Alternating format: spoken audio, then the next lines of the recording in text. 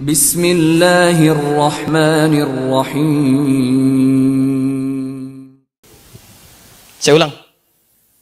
Ada satu amalan yang jika amalan ini Anda kerjakan dalam kehidupan, maka Allah langsung yang menanamkan furqan dalam diri kita. Dan itu hanya disebutkan sekali dalam Al-Quran. Apakah amalan itu? Itu yang rencananya kita akan bahas di pertemuan berikutnya.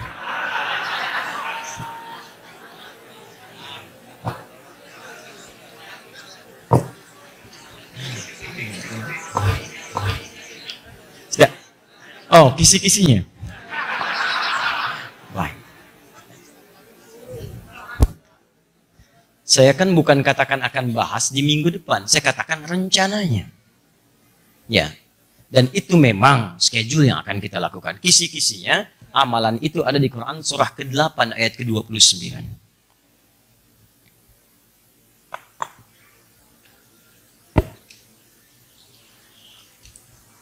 Nah, karena pekan depan itu, situasinya akan agak berbeda. Kita punya pembahasan spesial, waktu spesial, maka yang pekan depan itu kita tarik dulu ke malam ini, kita terangkan malam ini. 5 menit ya? Boleh? Alhamdulillah. Saya khawatir nanti ada orang jauh-jauh dari Padang, dari Jawa. Tadi belajar apa? Kisi-kisi. Saya dikejar orang nanti. Sudah. Apa amalannya? Yuk kita lihat. Ya ayyuhalladzina amanu. Hei orang-orang yang telah menyatakan beriman kepada Allah. Ini kalimat ini disebutkan 68 kali dalam Al-Quran. Saya berikan sebentar gambarannya. Lihat sini ya. Kalau ada panggilan ya ayyuhalladzina amanu, maka ini yang dipanggil semua tanpa batas. Sepanjang dia punya iman. Artinya, peluang untuk mendapatkan furqan di ayat ini diberikan oleh Allah pada semua orang beriman tanpa kecuali. Cuma persoalannya, ada orang yang ketika diberi, dia nggak mau ngambil. Itu masalahnya. Itu sering saya katakan. Kalau malam ini misal saya bagikan buku, misal saya bagi. Terus Anda ada yang nggak mau ngambil. Tiba kemudian Anda pulang ditanya, kok nggak dapat buku? Iya, ustadznya nggak ngasih. Tuh. Saya udah ngasih, Anda yang nggak mau ngambil. Sama, Allah udah nawarin. Nih, saya kasih nih. Begitu Allah mau kasih, Anda nggak mau. Apa Anda mau salahkan Allahnya? Jelas ya? Maka ya ayyuhalladzina amanu, ya harfun nida, linida'il qaribi wal mutawassit wal ba'id. Ya harfun nida, huruf panggil, memanggil semua jarak. Objeknya baik dekat, menengah ataupun jauh. Seakan-akan bahasa singkatnya semua dipanggil tanpa kecuali. Tanpa kecuali disebutkan 360 kali dalam Al-Quran. Kalau Anda belajar ilmu nahwu, itu ada 14 huruf untuk memanggil nida. Ya Ad-Darwishi itu menyebutkan ya dalam tahqiqnya kepada Syarah Ibnu Aqil, ya di Alfiyah Ibnu Malik, beliau menyebutkan Minhatul Jalil nama kitabnya, Minhatul Jalil fi tahqiq Syarah Ibnu Aqil. Ya, itu menyebutkan ada 14 huruf nida. Tapi yang menarik disebutkan di Al-Quran cuma satu, iya aja, iya. Padahal ada A, ada A, ada Ya, ada Aya, ada Wa, dan sebetulnya. Yang disebutkan cuma Ya. 360 kali. Karena Ya mewakili sebuah fungsi huruf nida yang lain. Efektif dalam Quran. Ya itu punya semua fungsi. Panggilan untuk minta tolong, pakai Ya boleh. Ya Ahmad, ta'al. Ahmad sini, manggil. Ya Ahmad Said, ya Ahmad tolong bantu saya. Boleh. Ya, pakai Ya. 360 kali. Nah sekarang kalau pakai ayyuga, ya ayyuga, ayyunya munada, fungsinya taukid, haknya tanbih. Paham? Belum saya jelaskan. Ayyu munada yang dipanggil, hukumnya taukid. Taukid itu menguatkan fungsi panggilan. Seakan-akan Allah yang katakan begini, hei saya tegaskan ya, saya kuatkan ya, saya panggil kalian semua tanpa kecuali. Haknya, hak tanbih, ayyu, hak.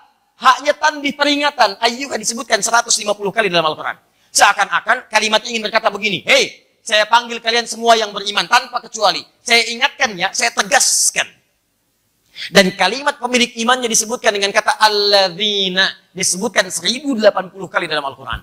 Alladzina itu panggilan ismun mausulun, huruf sambung, konjungsi, tapi yang menunjuk kepada objek sekaligus, bahkan subjek. tanpa kecuali. Seakan-akan Allah yang katakan begini, hei para pemilik iman, tanpa kecuali. Mau besar, mau kecil, mau tua, mau muda, dan seterusnya. Saya tidak peduli. Sepanjang kalian beriman kepada saya akan infokan pada kalian satu amalan yang kalau kalian kerjakan, saya berikan furqan pada diri kalian. Halo? Nah, itu kurang lebih maknanya demikian. Nah, kalau ada kalimat dibuka dengan ya dan ayyuha, ini menunjukkan kalimat itu akan menyampaikan informasi yang sangat penting. Apa informasinya? In tattaqullah. Jika Anda mampu meningkatkan takwa kepada Allah. In tattaqullah. Jika Anda mampu meningkatkan takwa kepada Allah. Ah, itu bahasa anak-anak ya. Tingkatkan takwa. Ah, itu kan? Ya. Saya bilang apa? Saya berusaha menepati apa yang saya sampaikan. Merangkan, nulis, ngapus. Udah tahun berganti. Oh, alhamdulillah. Sudah? Harfu jazmin wa syaratin. Syaratin, syarat. Jazm. Suatu yang menunjuk makna yang kuat. Tanamkan dengan kuat. Artinya apa? Syaratnya sangat kuat. Kalau syarat tidak terpenuhi, maka Anda tidak akan mendapatkan hasil yang diharap. Iya deh? In harfu jazmin wa syaratin. Jazm sesuatu yang kuat. Syarat menunjuk kepada syarat mendapat sesuatu. In ta'tihuna ati. Kalau kamu datang ke sini, saya datang. Syaratnya kamu datang, saya datang. Kalau kamu nggak datang, saya nggak akan datang. Kata Allah, kalimat ini dibuka dengan in. Artinya syaratnya ini. Kalau syarat tidak terpenuhi, saya nggak akan kasih furqan pada Anda. Jangan dikira murah. Jangan dikira murah. Sesuatu yang murah paling hadiahnya power bank. Atau yang lain. Karena ini mahal, maka syaratnya pun tidak mudah. Kata Allah, in tattaqullah. Kalau Anda mau tingkatkan takwa kepada Allah.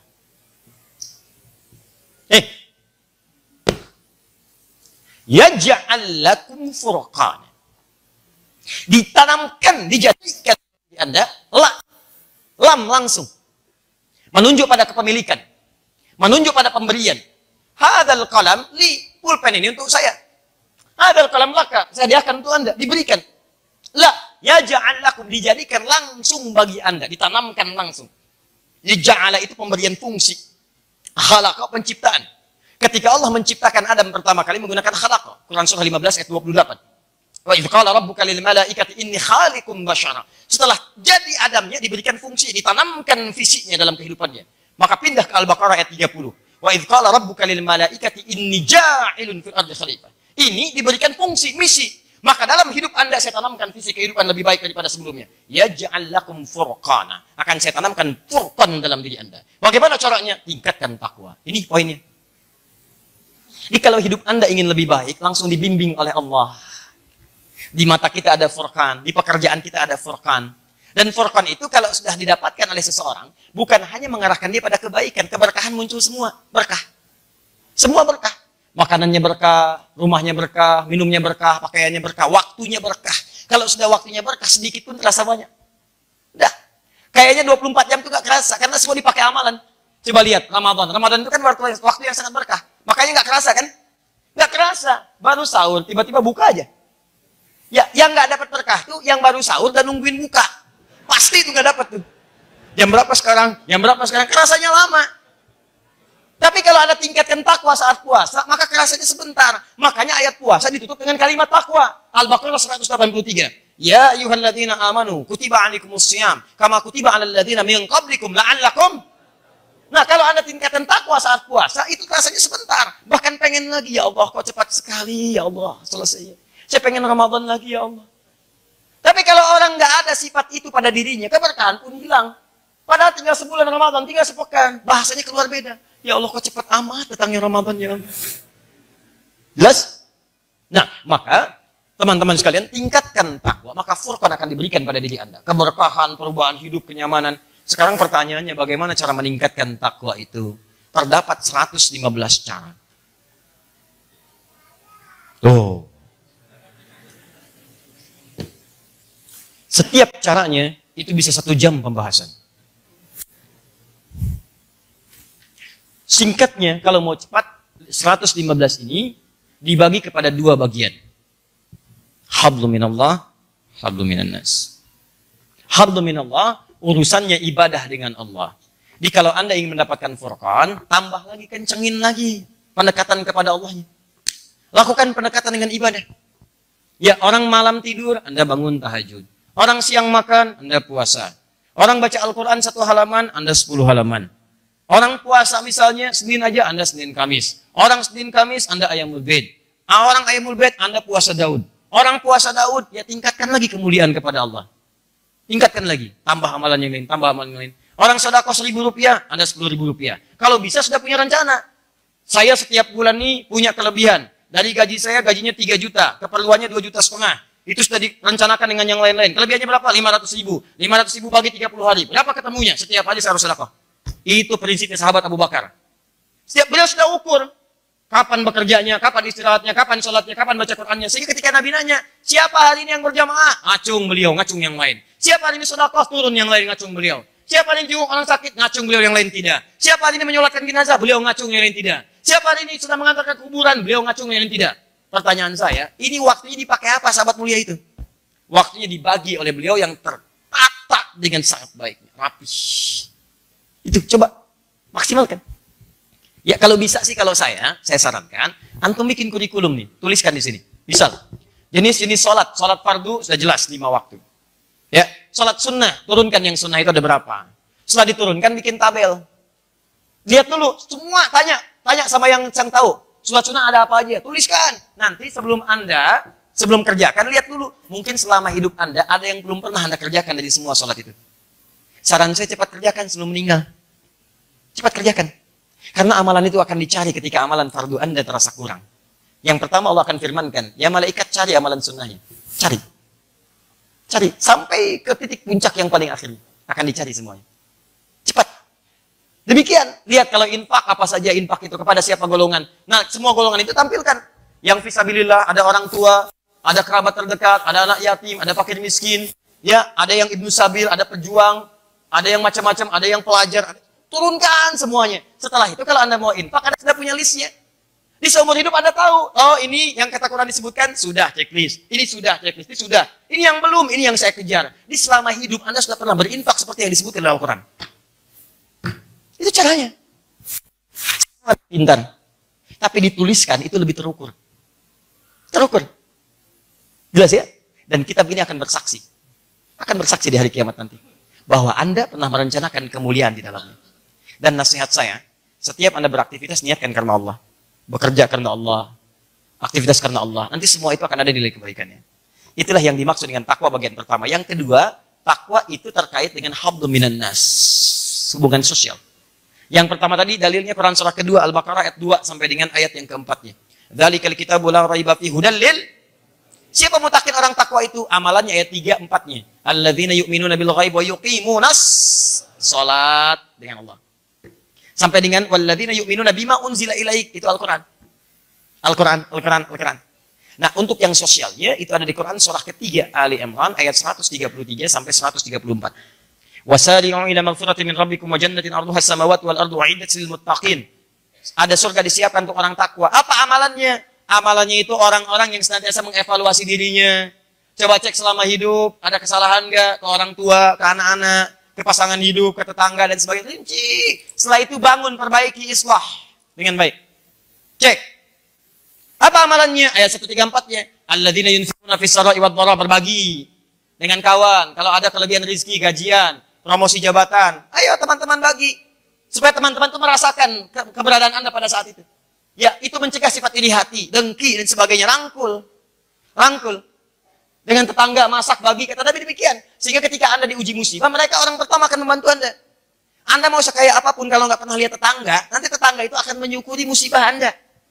Begitu ada pencurian, dia melihat tuh. Kenapa nggak ditolong? Biarin aja, kalau bisa ambil sebanyak-banyaknya. Wal kadhiminal ghaidha, sanggup menahan amarah. Wal afina 'anil nas, maafkan kesalahan orang. Maafkan. Ingat ya, bukan dengan memaafkan itu, persoalan Anda dengan orang itu selesai. Jangan dipahami demikian. Memaafkan itu, urusan Anda dengan Allah selesai, maka Anda akan ditutup dari pembahasan dan pikiran kepada orang yang bermasalah itu. Sementara orang itu kalau belum minta maaf kepada Anda, tetap dosanya akan dicatatkan oleh Allah. Dan dia akan selalu gelisah mengingat Anda. Jadi bukan berarti memaafkan orang itu nggak ada untungnya, Anda banyak untungnya. Tenang aja. Kalau masalah rezeki nanti akan dikembalikan oleh Allah. Kalau masalah kehidupan Anda akan ditenangkan. Tapi orang itu sepanjang belum minta maaf kepada Anda, maka akan dituliskan dosanya dan bergumul sampai kembali kepada Allah. Paham? Nah, maka rinci amalan takwa ini, setelah itu Anda lakukan dengan niat ikhlas karena Allah. Kalau ikhlas itu jangan diungkit-ungkit. Nggak usah bikin status. Mulai hari ini saya ingin mendapatkan Furqan. Bismillah, ikhlas karena Allah. Anda pengen ikhlas tapi diinfokan kepada orang. Jelas ya?